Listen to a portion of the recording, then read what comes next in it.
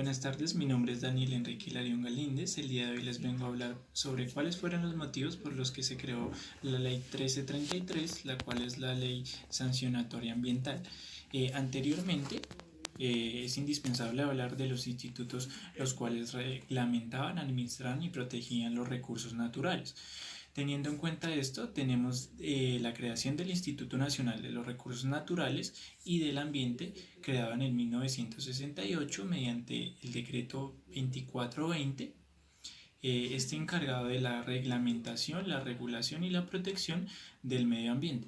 Posterior a la creación de este, se crea la ley 99 del 93, pero es importante aclarar y preguntarnos, ¿esta ley sí era funcional, sí cumplía con las expectativas que requería la nación en cuanto a la protección, manejo de los recursos naturales? Teniendo en cuenta esos interrogantes, tenemos que entrar a introducir la ley 99 del 93.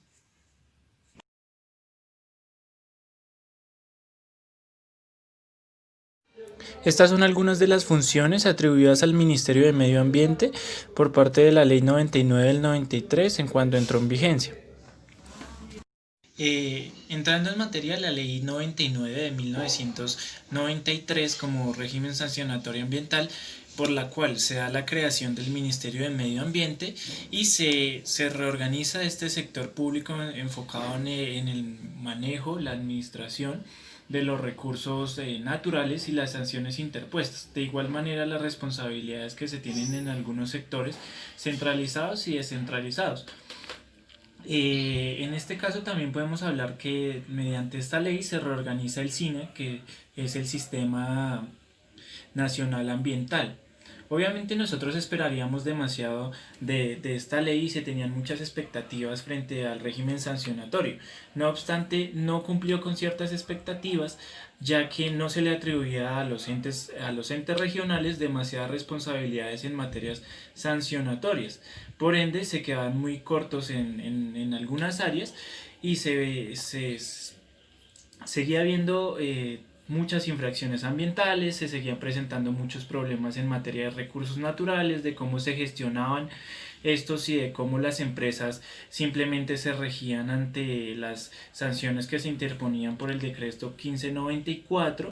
Posterior a esto también es indispensable recalcar que, bueno, aparte del enfoque de las sanciones en torno a los vertimientos y las corporaciones regionales, tenemos en cuenta que se descuidan muchos otros aspectos, enfocados también en materia de suelo, aire, etc.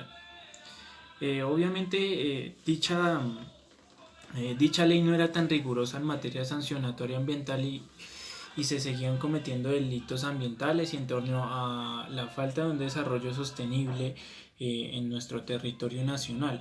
Posterior a esto y por muchas otras razones más se crea la ley 1333. Esta viene entrando como proyecto de ley desde el 2006 y ya luego tiene una aprobación en 2009. Tiene muchos pros y muchos contras. Obviamente, digamos, uno pensaría que en materia de sancionatoria ambiental le brinda más libertades a las corporaciones regionales. Y esto, claro, en cierta medida es muy cierto.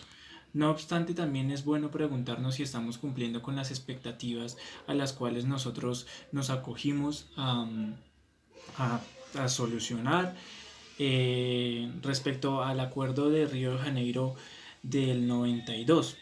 Teniendo en cuenta esto, vamos a citar a la señora María Lucía Carrizosa, que es abogada de la Universidad de los Andes, en materia de la ley 1333 y bueno, inconsistencias que esta también llega a tener.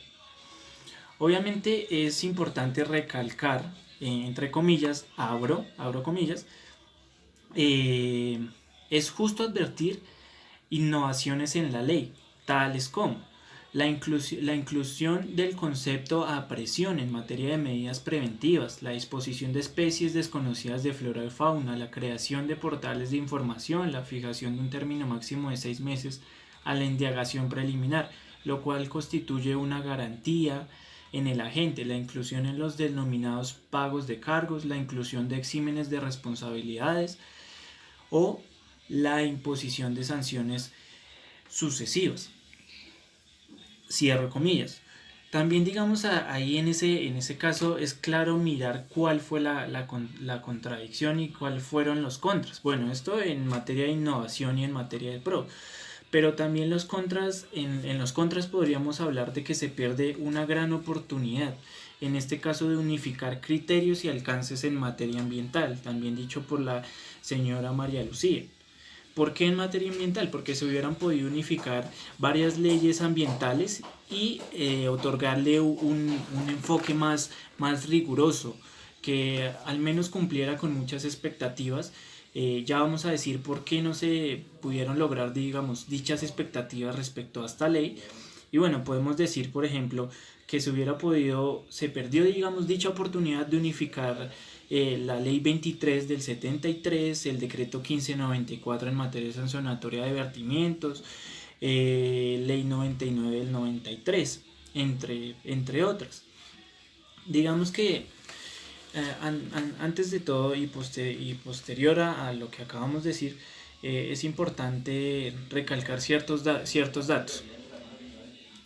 Por ejemplo, para 2011, posterior a la implementación de esta ley, el Ministerio de Ambiente, según los datos otorgados por el mismo ministerio, la mitad de la totalidad de la riqueza hídrica de nuestro país se encuentra contaminada.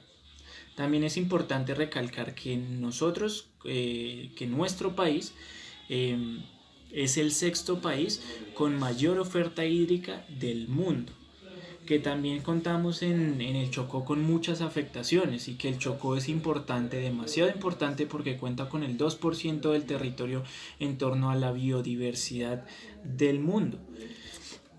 También es importante, posterior a analizar dichos hechos, que en realidad preguntarnos si en realidad estamos cumpliendo con las expectativas que teníamos nosotros en el Tratado de Río de Janeiro del 92. Porque ahora en este caso podríamos estar diciendo que, claro, se innova en materia ambiental y obviamente esta atribuye más autonomía a corporaciones regionales y atribuye más tareas en materias de sanciones, control y administración de dichos recursos. Pero en realidad fue una innovación o tal vez pudimos haber hecho más.